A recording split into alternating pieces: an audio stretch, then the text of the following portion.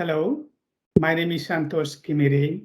Today, I'm going to present life cycle assessment of rainwater harvesting systems, research highlights. The views expressed are those of the presenter and do not represent those of the US EPA.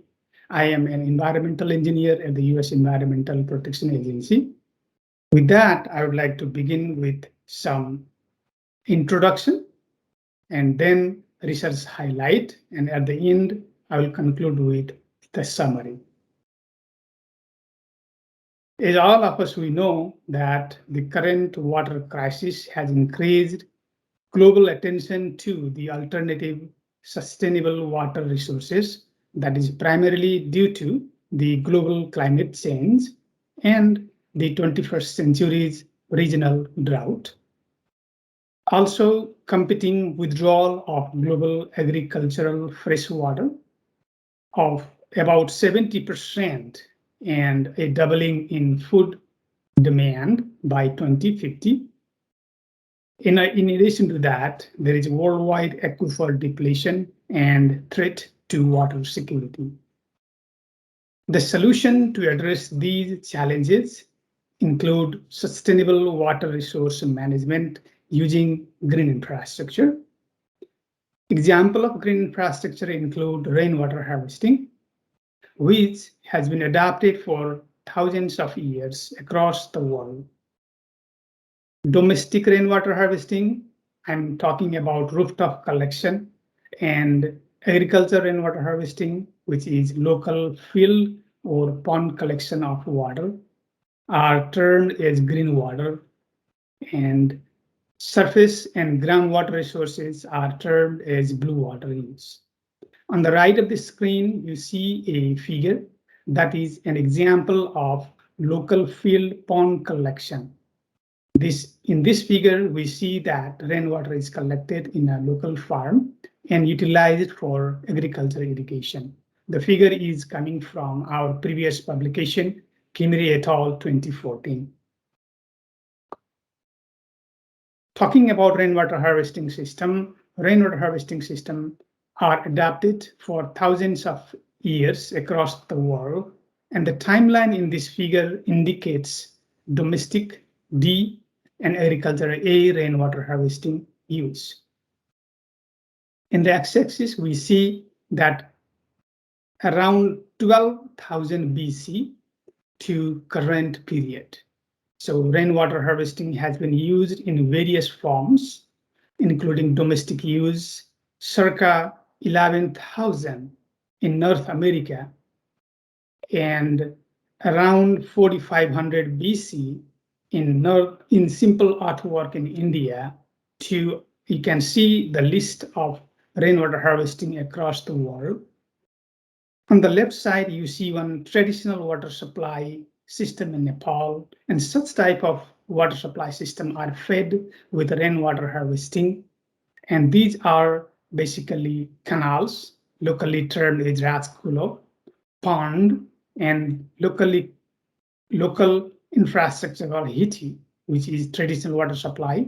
These are being used since 500 AD in Nepal.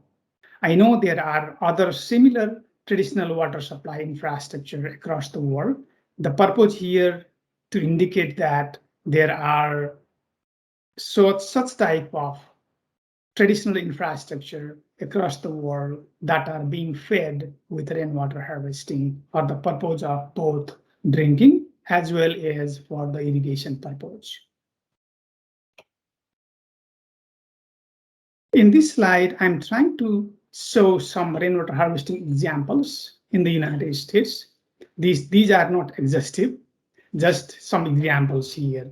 For example, we can see in Illinois, they are using rainwater harvesting in their county's operational sustainability plan. In Los Angeles County, they are using watershed management plan. And in New York, rainwater harvesting has been used in its sustainable stormwater management plan. In Texas, Austin, it has been used for innovative water technology program. In Florida, it has been considered in a county's green infrastructure investment program. With that introductory background, I would like to jump into the research highlights.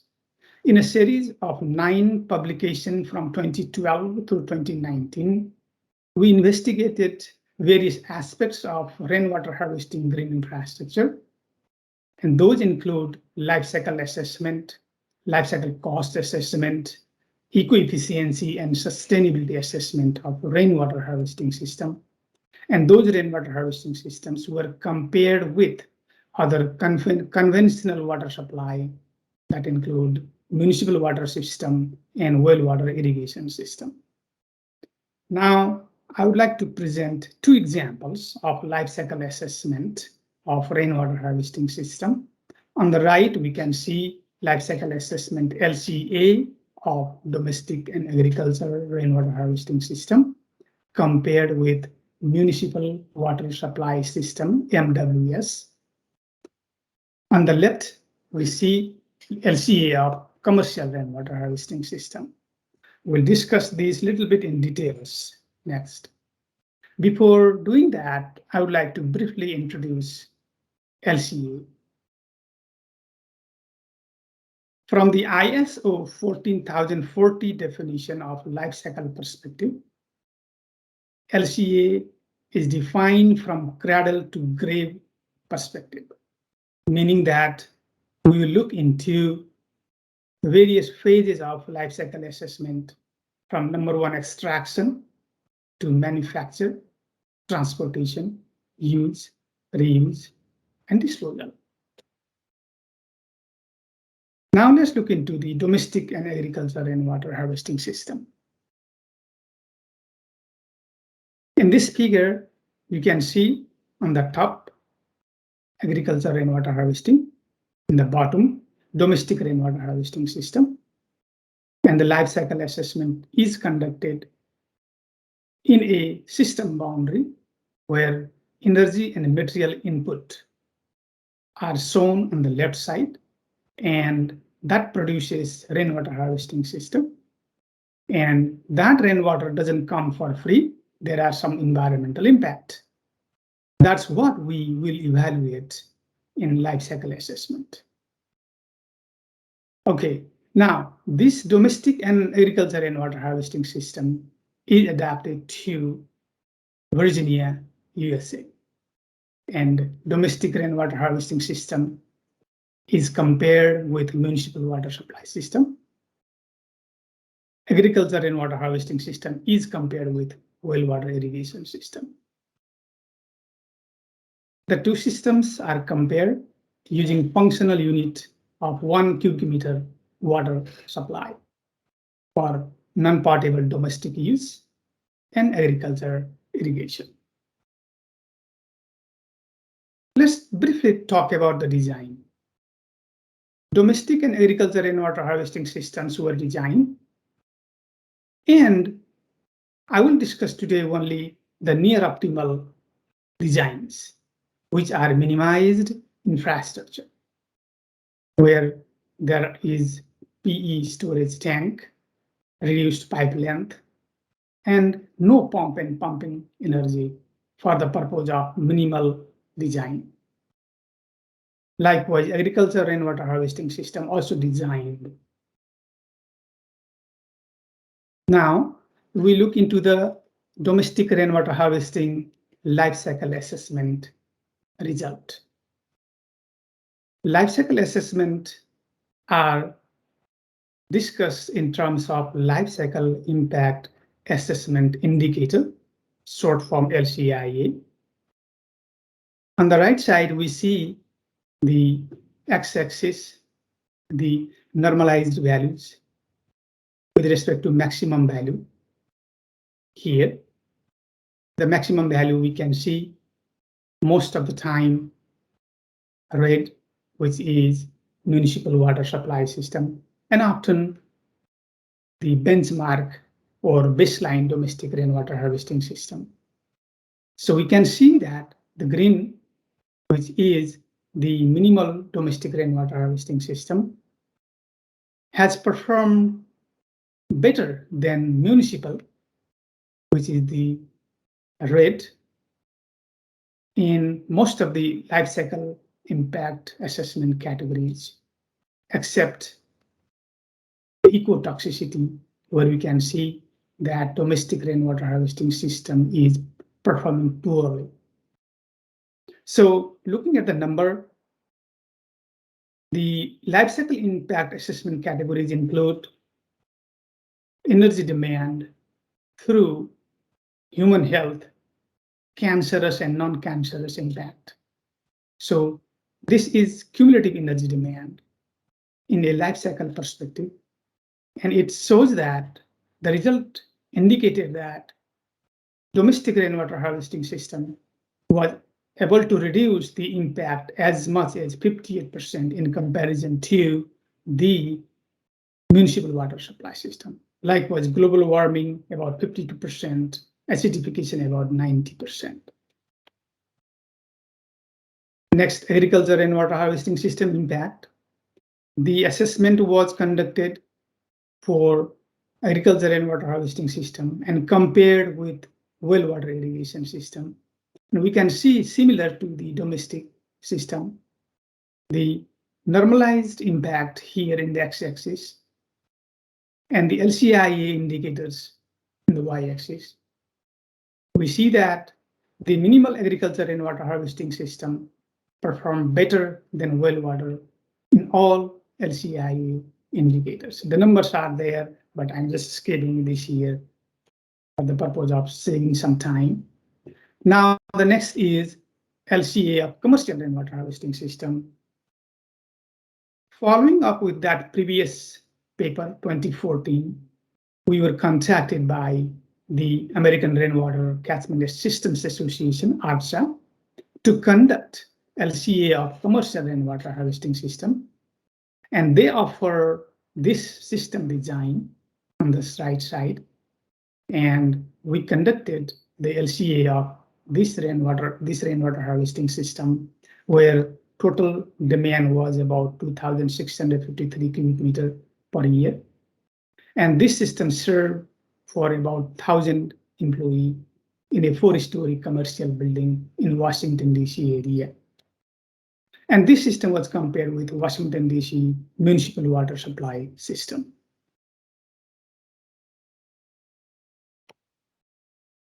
And to conduct LCA of municipal water supply system, we need to compile some simple system boundary. Here we can see source water acquisition, pumping energy needed, and source water acquisition infrastructure there, and then screening infrastructure here, and pre-sedimentation. And then we see coagulation, flocculation here, and likewise at the end, chlorination, and then pumping, storage in the tank, and distribution to the system. So that is the system boundary for Washington, D.C. municipal water supply system, LCA. And we compare these two systems using similar functional unit, like we did in domestic and agriculture rainwater harvesting system, although the components were different now because the system is coming from a commercial site, and we have different system component, and life cycle inventory were coming from our previous study, 2014. And other local climate parameters and material and system life for 50 years were included in this functional unit definition. Now again, LCIA indicator for commercial rainwater harvesting system. And this figure on the right shows that commercial rainwater harvesting system performed better than the municipal water supply system in 10 out of 11 LCIA indicators, except the ozone depletion, where we can see the ozone depletion is performing poorly than the commercial rainwater harvesting system performing poorly than the municipal water supply system in this case, or ozone depletion. We define auxiliary commercial rainwater harvesting system, which is a mix of municipal and rainwater harvesting system. And about 50% mix was able to reduce ozone depletion by 19%. But there is a trade-off.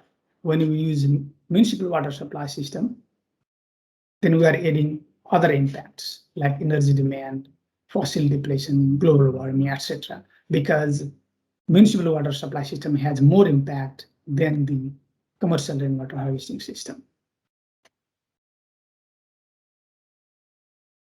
We also conducted sensitivity analysis of the component-specific LCA for the purpose of commercial rainwater harvesting system. And this indicated that pump and pumping energy to be the key component for most categories. In the figure, this purple bar represents the pump, and we can see this is pumping energy, sorry, and then the green bars are relevant to pump. So these are the key component contributing to the LCI indicators for commercial rainwater harvesting system. We can see also that there are other components such as second filtration or primary disinfection here in yellow bar, which is causing eutrophication, which is a dominant component for eutrophication. Now with that, I would like to wrap up with a summary. Here we discussed rainwater harvesting systems previous use. So rainwater harvesting techniques have proven useful for thousands of years. We also shed light on potential life cycle environmental impact of rainwater harvesting system that include domestic rainwater harvesting system, agricultural rainwater harvesting system, and commercial rainwater harvesting system. The minimal design of domestic rainwater harvesting system outperform municipal water in all LCI impact categories except ecotoxicity.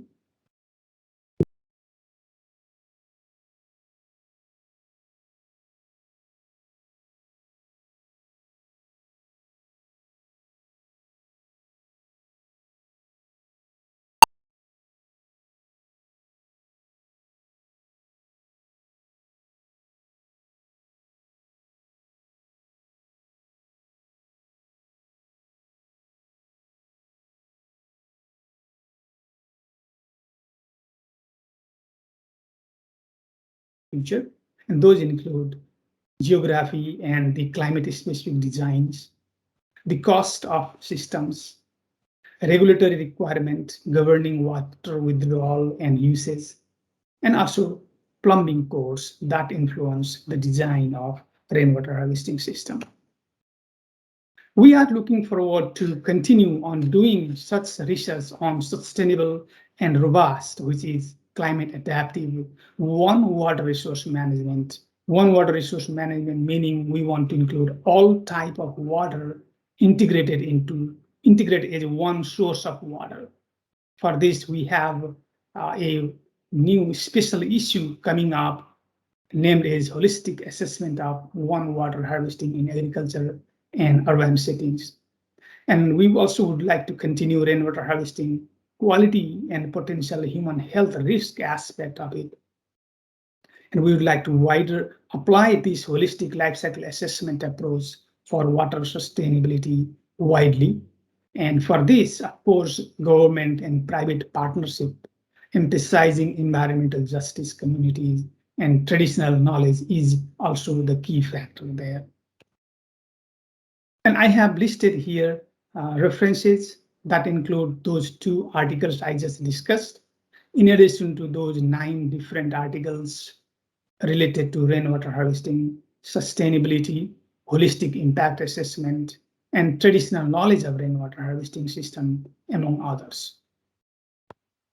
With that, I would like to thank you all for listening, and I want to acknowledge other co-authors, those who were involved in the articles we just discussed, including Dr. John M. Johnston, Dr. Wesley Ingwersen, both from EPA, Troy Hawkins, formerly from EPA, and Sarah Sozga. She is from Randolph College, VA, and she also participated in our previous effort of commercial rainwater harvesting systems. Thank you to all. With that, I would like to stop right here, and I will be open for any questions in the discussion round. Thank you all.